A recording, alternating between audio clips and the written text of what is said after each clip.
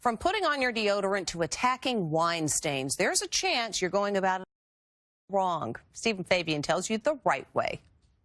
You spill some red wine on your shirt. So what do? Throw it in the wash, right? Wrong. So one thing you can do is you blot the excess liquid, apply salt, which helps absorb, and then white wine will neutralize the stain. This sounds crazy. You're putting more wine on a wine stain to get out the wine. And then you throw it in the washer.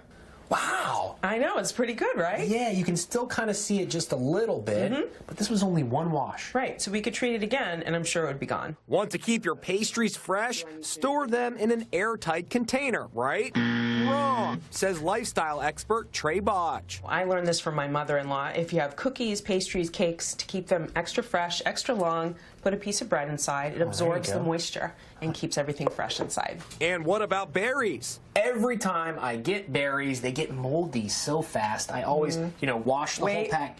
That's what you're doing wrong. You don't want to wash all the berries at once. You only want to take out the few that you're going to eat.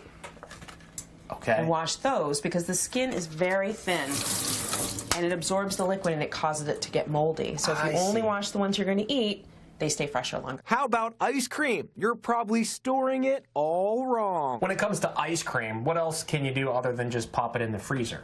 There actually is something you can do. So if you put it in a Ziploc baggie prior to putting it in the freezer, it helps keep it softer and easier to scoop rather than getting so hard and